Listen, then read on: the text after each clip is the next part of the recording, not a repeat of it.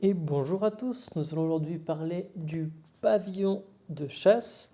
Donc je vais m'aider pour cela de trois outils, donc la toolbox, de la toolbox russe anglaise en gros, qui est un équivalent mais du coup russe anglais, donc il n'a pas en française, mais il y a des infos qui seront assez cool, et de mon propre stock d'objets pour si jamais j'ai des informations que je ne comprends pas beaucoup en anglais.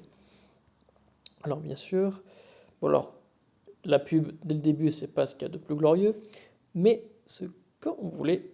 Voilà, merci. Donc du coup, bâtiment, hop, du coup, pavillon de chasse. Alors du coup, à partir du moment où vous avez votre, votre bastion niveau 21, vous pouvez convertir votre pavillon de chasse. Donc pour cela, vous prenez n'importe quel édifice au niveau 1, enfin n'importe quel édifice, excusez-moi, et de là, par exemple, si je prends cette maison au niveau 17, par exemple, si c'est un mauvais exemple, si je prends le grenier, là c'est un bon exemple, je pourrais, ben, en l'occurrence ça ne rentre pas vu que je l'ai déjà à l'occurrence. Hop, mais c'est bel et bien à partir du niveau 21. Et que je dise pas de bêtises, il faut attendre que l'édifice en question soit au minimum au niveau 10 avant de pouvoir atteindre quoi que ce soit. Et pourquoi au niveau 10? Ben, je pense tout simplement parce que les bâtiments avancés, le maximum c'est le niveau 10. Du coup, le fait qu'il faut qu'il y ait un minimum 10 niveaux normaux et ensuite 10 niveaux d'avancée, ça revient à un total de 20 minimum. Donc je pense que ça doit être pour ça. En tout cas, c'est mon interprétation des choses en tout cas. Hop. Donc là, du coup, on peut savoir combien ça coûte pour le niveau 1, combien ça coûte pour le niveau 2, combien de temps ça met pour l'évoluer, etc., etc., etc. Donc là, vous avez tout ce qu'il nous faut pour tout ce qui est du bâtiment. Mais si on va dans Empire Puzzle Guide, donc le truc russe-anglais, donc on va y aller depuis le début. Vous avez la page d'accueil, vous allez dans Building, donc du coup dans Bâtiment. Vous allez tout en bas, vous avez encore une pub. Vous avez 1, 2, 3, Soleil, merci. Donc Hunter Hologs, donc du coup pavillon de chasse. Et là, vous avez du coup les mêmes informations sur votre gauche, qui est sur la toolbox, mais sur la droite. Nous aussi combien coûte chaque recherche, combien de temps ça met à ce que la recherche aboutisse, et surtout nous savons à quel niveau équivaut chaque chose. Et à partir de là, on va commencer à tous les commenter. Alors du coup, pour moi, le plus important, c'est le harpon. Quand je dis dans une vidéo assez courte où j'ai dit comment avoir des harpons. Pourquoi? Parce qu'en fait, des harpons, ça va dépendre en fait de tout le reste. Parce qu'en fait, c'est grâce au harpon qu'on a des parties de titan. Encore une fois, pour rappel, hop, je vais revenir sur celui qu'on est en train de faire. Là, par exemple, il faudrait qu'on me donne 4 coups de harpon de plus afin qu'il puisse laisser des parties de titan. Si on arrive à 26, ça serait 2 parties de titan en plus. Et à 73, ça serait 5 parties de titan en plus. Donc les harpons, ça permet de pouvoir avoir des parties de titan, vous avez compris, chose indispensable pour créer n'importe quel objet du niveau 2 jusqu'au niveau 10. D'autant plus que ça fait des dégâts sur le titan, donc c'est un petit plus, et ça donne moins 20% d'attaque et aussi moins 20% de défense si on lance le harpon lorsque le titan est assommé.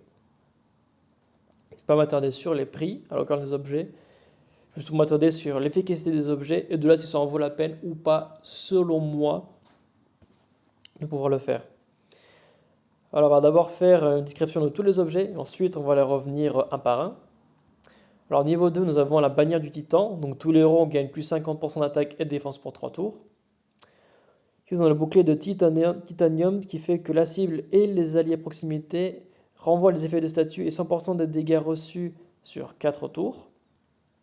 Nous avons le panneau au niveau 4, que tous les héros récupèrent 500 PV, sont soignés de leurs maux et gagnent 30% d'attaque et de défense pour 3 tours.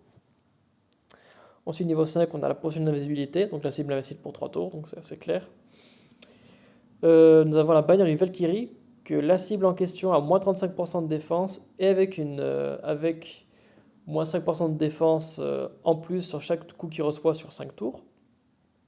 Donc ça équivaut par exemple à quand tu t'appelles, Chaque fois j'ai l'image mais pas le prénom en tête, ça équivaut à Brienne costume, qui est plus ou moins la même chose, sauf que ça part de plus bas. Sauf que là, c'est une augmentation de 5% par coup, et c'est sur 5 tours, alors que Brienne, c'est sur 4 tours.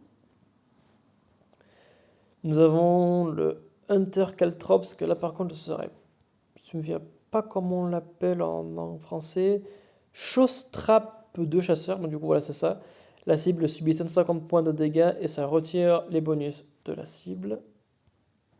Hop. Ensuite, nous avons l'ouragan niveau 8, que la cible et les alliés proches gagnent 100% de mana et le plateau est mélangé. Ensuite, on a le parchemin d'altération, que 5 boucliers sont changés à la couleur du bouclier choisi. C'est-à-dire que par exemple, je clique sur un bouclier jaune, bah, du coup, il y aura 5 boucliers d'autres éléments qui se convertiront en bouclier jaune. Et pour terminer niveau 10, le gel de temps, qui fait que tous les ennemis perdent 100% de leur mana, voient leur attaque retardée et ne peuvent pas recevoir de mana sur 3 tours. Si je dis pas de bêtises. C'est ça, c'est exactement ça. Donc, ce qui est assez balèze. Alors, quelle est l'utilité de chaque objet? Est-ce que ça vaut la peine ou pas d'en avoir? Alors, l'arpent de titan, donc oui, c'est très important pour tout le reste, parce que du coup, ça vous permet du coup de pouvoir financer d'autres objets tout simplement. Sachant que les objets qu'il y a là, on voit ici 5 herbes, un os et un bandage. Que je regarde moi combien j'ai, par exemple, herbe, bandos, fabrication. Hop. Par exemple, l'os, j'en ai 220. Donc, je pourrais faire du coup 220 pavillons de chasse, harpons. D'herbe, j'en ai 11 000, donc c'est plus que suffisant. Et des linges propres, j'en ai 690. Donc là, on peut déjà voir que j'en ai beaucoup. Pourquoi j'ai pas beaucoup d'os? Je pense que je suis utilisé voilà, pour la fabrication de potions de mana rapide. J'utilise souvent pour ça, donc c'est pour ça que j'en ai pas des masses. Et le linge, ça doit être sûrement aussi pour les antidotes que j'ai aussi utilisé beaucoup. Donc c'est pour ça que j'en ai pas beaucoup de ces deux-là. Et sinon l'herbe, c'est pour faire ça. Donc j'ai beau en avoir 2000 des poussières. Donc l'herbe, en tout cas, mesdames et messieurs, vous ne faites pas de soucis, mes chers empiriens, nous en avons plus qu'assez. Donc du coup, pour le niveau 2, la bannière du titan, 50% d'attaque et défense pour tout le monde sur 3 tours. Alors, quel est l'intérêt de ça? Alors très clairement, c'est pas pour la défense, parlant pour moi. Moi, ce serait plus pour l'intérêt de booster l'attaque. Et quand est-ce que je l'utiliserai? Si je vois que je suis sur le point, par exemple, de faire un méga combo avec, par exemple, je dis une bêtise, j'ai Alexandrine, je l'ai joué par longtemps, du coup, tous les bleus vont faire du coup des coups critiques. J'ai Wukong qui est joué, le titan a déjà une baisse de défense garantie. Il a une baisse de défense élémentaire et je vois en plus que je suis sur le point de faire un magnifique combo. Et là, je joue ma bannière de titan. Du coup, je suis sûr que je vais optimiser mes dégâts. Et là, ça va faire crack, badaboum. Par exemple, un cas que j'ai fait il n'y a pas longtemps, par exemple. Là, j'ai fait 90 000 sorti dans cette étoile, justement, avec ce cas de figure-là, justement. Où lorsque j'ai vu que j'avais avoir un giga combo, j'ai mis du coup une bannière de l'ours, ce qui est la bannière qui donne du coup 25% d'attaque, ce qui est un petit plus. Donc voilà. J'aurais pu mettre une bannière de dragon, mais ça, à l'occurrence, je ne sais pas pourquoi je ne l'ai pas mis, mais je l'ai juste pas pensé. Mais si j'aurais mis une bannière de titan à la bannière de l'ours, je pense que j'aurais facilement pu atteindre 10 000 dégâts de plus. Facilement. Donc moi, c'est cette utilisation que je donne. Est-ce que ça en vaut la peine? Si vous n'avez pas de héros qui donne de pourcentage d'attaque, c'est bon à avoir à l'arsenal. Par exemple, si vous avez un Boltusk, il n'y a pas trop d'intérêt selon moi à mettre une bannière de titan si vous avez du coup un mono rouge contre un titan vert, par exemple. Mais si vous avez, par exemple, dans mon cas, je n'ai aucun héros qui booste l'attaque, c'est bon d'avoir une bannière qui augmente l'attaque. Et du coup, la bannière du titan, c'est la bannière en question qui fait le plus. Alors, bouclier de titanium. Alors, du coup, la cible et les ennemis liés à proximité renvoie 100% des effets de statut reçus et renvoie aussi les dégâts reçus sur 4 tours. Donc, si je dis pas de bêtises,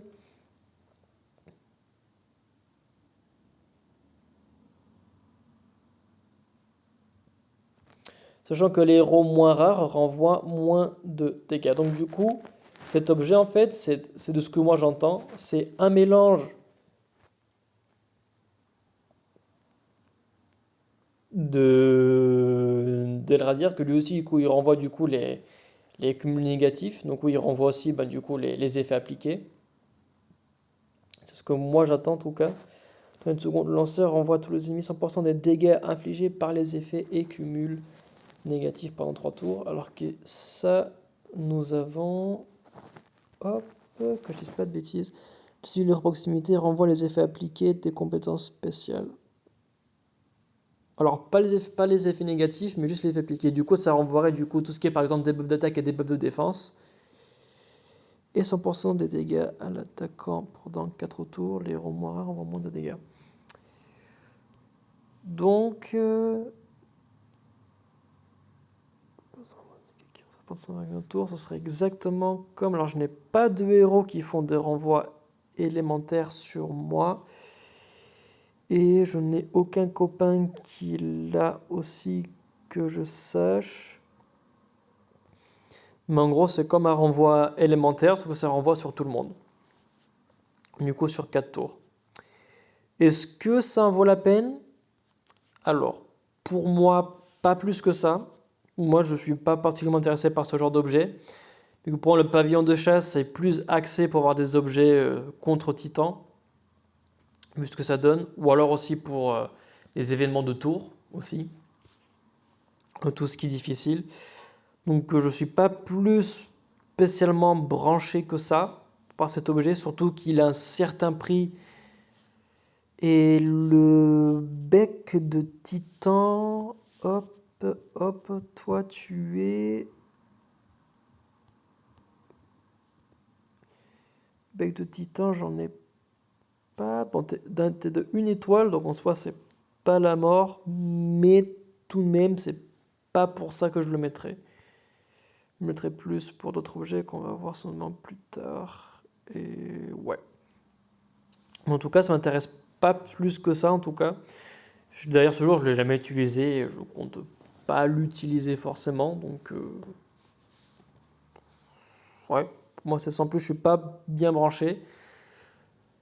Si par contre, on est par exemple dans un événement de quête, par exemple, et que vous prenez plein de dégâts, si on lance cet objet juste avant qu'un héros adverse lance une compétence spéciale dans une quête, là par contre, ça peut être intéressant. On se rappellera aussi que dans les éléments de tour, les bonus qui sont réduits par exemple de 2 tours lorsqu'on est au niveau impossible, du coup, cet effet négatif de tour ne fonctionne pas sur les objets. C'est-à-dire que si un objet fait quelque chose pour 6 tours, ça restera 6 tours, ça ne va pas être réduit de 2. Donc ça peut être quelque chose qui est à prendre en compte, mais dans tous les cas, c'est pas mon jeu préféré. Ensuite, nous avons le panacée pour 2 œufs, 2 griffes et un œil. Donc du coup, c'est 2 étoiles, 2 étoiles et griffes qui te trouve là qui est 1 étoile. Du coup là on commence à faire des objets 2 étoiles, du coup un peu plus difficile, ce genre du pot commun. Tous les héros reçoivent 500 PV, sont soignés de leurs maux et reçoivent 30% d'attaque et de défense pour 3 tours. Donc c'est comme une bannière de dragon 2.0, parce que ça fait exactement la même chose, sauf que sur le coup ils ont 500 PV et sont soignés de leurs maux. Donc c'est un mélange de antidote, de potions de soins puissantes et bannière de dragon. Est-ce que ça m'intéresse? Alors oui, ça m'intéresserait dans le sens où du coup je gagnerais de la place, c'est-à-dire que au lieu d'avoir par exemple plein de super potions, plein d'antidotes et plein de bannières de dragon, je mets 7 objets et du coup ça me fait un 3 en 1 et je gagnerai de la place pour d'autres objets. Dans ce point-là, ça m'intéresserait. Mais ce qui serait dommage, ce serait par contre, vu qu'il est, en fait, il est tellement bien l'objet, que même si on l'utilise, c'est pas garanti qu'on va forcément l'optimiser. Bon, parlant du bonus d'attaque et de défense, ça fait toujours plaisir, donc je pense pas que ça va être mauvais en soi. Et par exemple, si on l'utilisait juste pour soigner vos maux et que vous avez encore vos PV max, ben là, du coup, il va perdre en valeur. Ou alors, si vous avez quelqu'un qui vous a boosté de 50% de défense et que vous l'utilisez, vous allez également perdre en défense vu qu'il va vous réduire de 50 à 30%. Donc en fait, l'objet, il est tellement bien qu'il faut quand même faire attention à comment l'utiliser. Et c'est pour ça que j'aime bien, d'un autre côté, avoir des objets qui ont juste un seul but. Parce que par exemple, l'antidote, ça va soigner les maux et ça va juste faire ça et c'est très bien. Après, par contre, si vous planifiez bien votre équipe, vous savez bien qui vous allez affronter, il y a plusieurs que le PNSS soit plus un bénéfice qu'un casse-tête. Mais à prendre en compte que plus une compétence spéciale ou plus un objet est polyvalent, plus il faut faire gaffe qu'en fait, il faut vraiment faire attention à l'utiliser au bon moment pour qu'il soit vraiment efficace. Ensuite, nous avons potion d'invisibilité, donc son nom part pour lui-même. Est-ce que cet objet en vaut la peine? Alors pour moi, je l'utiliserai uniquement s'il me reste plus qu'un seul héros survivant. À la rigueur, là je dirais oui, pourquoi pas. Comme ça, je prolonge le combat. Je pense surtout pour les titans mythiques, je pense surtout à ça. Mais dans l'absolu, c'est pas non plus l'objet qui m'intéresse le plus. Pourquoi je dis ça? Parce que par exemple, dans un événement, si vous visez du score, s'il y a juste un seul héros qui est survivant, votre score va être pitoyable, donc autant mourir, ça ne vaut pas la peine. Pour les titans, si tous vos héros sont morts, même si le héros qui est survivant, on va dire que c'est le héros qui donne le boost d'attaque. Par exemple, je vais prendre par exemple Tarlac, par exemple dans la saison 2, voilà, qui donne plus 100% d'attaque, posé, génial.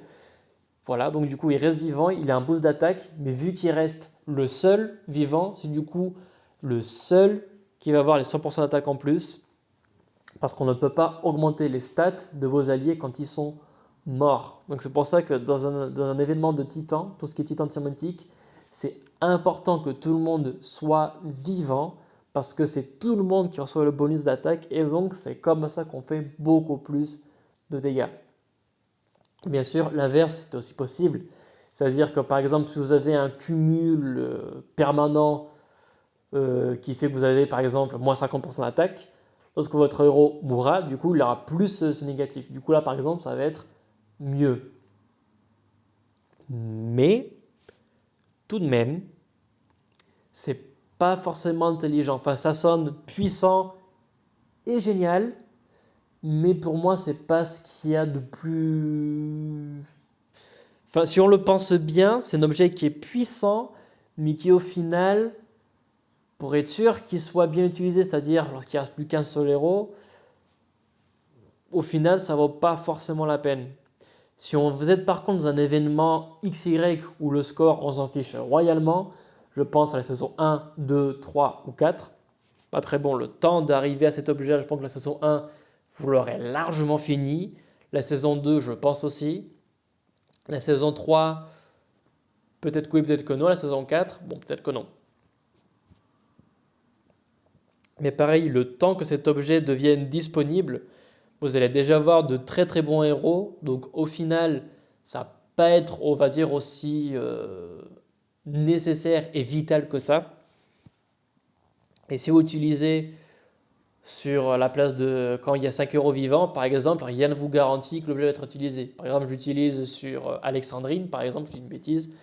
Il suffit que pendant les 3 tours, le titan frappe tout le monde sauf elle et le joueur utilise l'objet pour rien. C'est-à-dire que je dois dépenser 153 cas de nourriture, une colonne vertébrale, qui est, je pense, un objet 3 étoiles si je ne m'abuse. Ouais, voilà, 3 étoiles, ça commence à devenir assez chaud. 2 yeux de bec pour rien. Donc, c'est pas forcément ouf. Là, ça pourrait être bien par contre, c'est que si vous avez quelqu'un qui est sur le point de mourir, là par contre, au lieu de le soigner, vous lui mettez cette potion d'invisibilité. Parce que par exemple, vous avez un titan mythique en face qui vous frappe avec du 800 ou du 1000, par exemple, donc il vous met la cave et misère. Au lieu de vous soigner, par exemple, avec plusieurs petits ou grands potions de soins, vous mettez la jauge d'invisibilité. Et là, on pourrait dire, lui donner du temps de survivabilité, le temps que quelqu'un d'autre soigne, réduise l'attaque du temps, etc. Si c'est pour gagner du temps, pour ensuite parer le fait que quelqu'un va mourir, oui, ça peut être une bonne idée. Mais pour juste empêcher quelqu'un de mourir parce que c'est le dernier vivant ou juste parce que c'est de façon aléatoire, pas forcément. Donc ça me botte pas plus que ça. Ensuite, la bannière de Valkyrie, donc j'ai déjà mentionné tout à l'heure, c'est l'équivalent de Brienne, mais en objet. Alors, est-ce que ça en vaut la peine? Alors, oui. Pourquoi? Parce que du coup, ça peut remplacer un héros. Par exemple, si vous utilisez un héros qui fait que du debuff de défense, vous pouvez le remplacer par un autre héros et du coup, vous vous équipez de cet objet pour du coup parer au fait que le héros ne puisse pas le faire. Sachant que, si on est intelligent, si je mets par exemple, bon, je pas la peine de le remontrer, si j'ai Maléfique Arbre ou que j'ai Brienne et que je lui donne une potion de 100% de mana pour activer sa CS, entre ça et plutôt juste lui lancer directement cet objet pour avoir un autre héros qui va être plus offensif, c'est beaucoup mieux. Donc là, par exemple, cette bannière de Valkyrie, je trouve que c'est bien, parce que du coup, indirectement, vous économisez une fiole de mana, vu que vous n'avez pas à l'utiliser.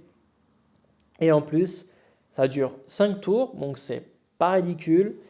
Et le de défense à la longue va être assez grand. Alors juste, je ne sais pas par contre combien on peut en avoir maximum. On va voir ça de suite avec, voilà, avec cette équipe par exemple, que je n'utilise pas du tout. Est-ce que j'en ai bannière Valkyrie d'ailleurs? Je vais pas regarder. Là, Fléau des Valkyries, on peut en avoir 5, donc c'est parfait. Wargon pareil, on peut en avoir 5. Ça pareil, on peut en avoir 5. Gel de temps pour en avoir 5. Boucle 5, je crois qu'on peut en avoir de 5 d'un peu tout et de partout. 2 sur 5, 1 sur 5, 5 sur 5. Donc en fait, tous les objets du pavillon de chasse, on peut en avoir 5 maximum. Donc, très clairement, ça en vaut la peine. Pour moi, c'est un bon objet que perso, je pense que je prendrais la peine de fabriquer. Ensuite, Hunter Kalstrof, du coup, c'était le chasse-trappe du chasseur, une métier du genre. 750% de dégâts à une cible, il enlève les bonus. Alors très clairement, c'est pas un objet titan. Très clairement, je vois pas du tout l'intérêt. Euh...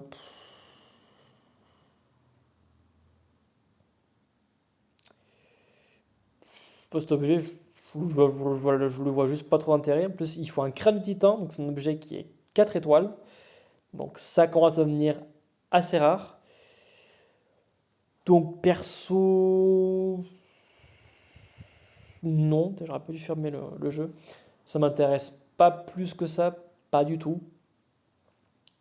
Je suis en train de pencher à quoi on pourrait l'utiliser. Dans une quête d'événements, oui, à la rigueur. À la rigueur, oui, ça pourrait être utile. Et encore, c'est pas dit. C'est pas dit qu'on va vraiment en avoir l'utilité. Je suis en train d'y réfléchir, mais il n'y a rien qui me vient à l'esprit. Euh,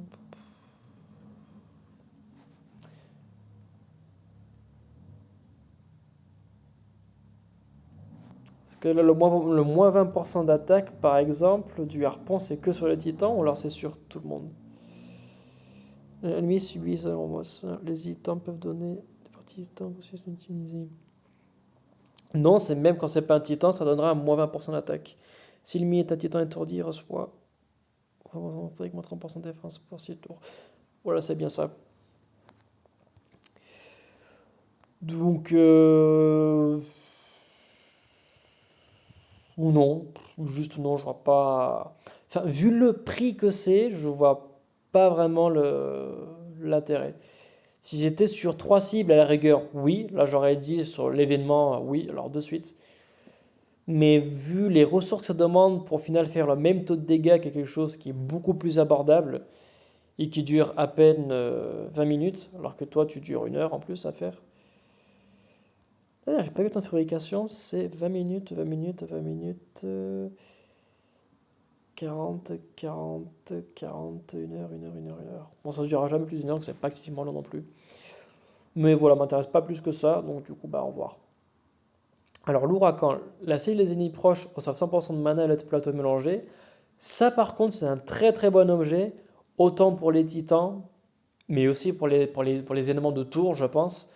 Pourquoi? Parce que si vous avez une malédiction que vous n'arrivez pas à enlever, vous mélangez votre plateau, du coup, ça vous donne une petite pourcentage de chance de pouvoir le faire disparaître en remélangeant le plateau. Et surtout, si vous pouvez positionner bien vos héros, par exemple, je mets Maléfique Arbre Je parle pour les héros que j'ai. Je mets Maléfique Arbre. Euh, Scrognonieux. Comment il s'appelle? Le Captain, le Gardien Faucon et Boltus. Je les mets tous les trois ensemble. Comme ça, hop, tous les trois seront chargés. Du coup, je vais pouvoir faire le debuff élémentaire, le debuff de défense normale et le boost d'attaque. Là, on aurait juste une autre potion pour, par exemple, pour Wukong, par exemple. Et hop, c'est bon, je commence. Donc si vous positionnez bien vos héros, ça peut être un bon objet, sachant que mélanger le plateau, c'est aussi une bonne façon aussi de gagner du temps et aussi de donner une génération aléatoire de mana à vos héros suivant ce que le plateau vous donne. Donc pour moi, c'est un bon objet que je fabriquerai. Ensuite, le parchemin d'altération. Alors ça, ça saute aux yeux. En tout cas, c'est pour moi, je le vois surtout pour ce qui est titan, parce que pour moi, c'est surtout l'intérêt d'avoir du titan pour vraiment faire plus de dégâts avec les héros en question.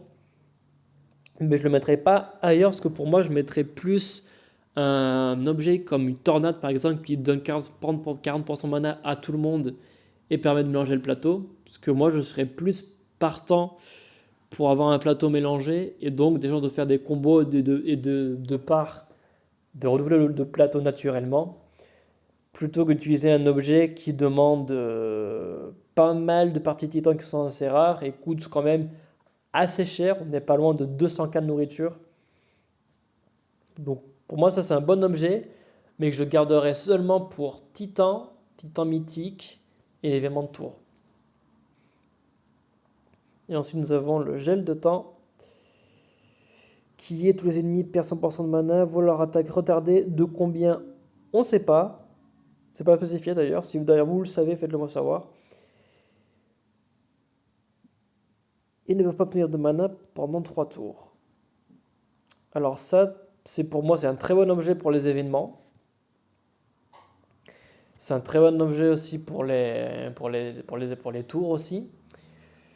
Pour les titans, je le verrai pas vraiment pour les titans, je mettrais plus un arrêt de temps, qui est un équivalent qui est pour moi beaucoup mieux, parce qu'il perd tout son mana, et son tour réduit de 5.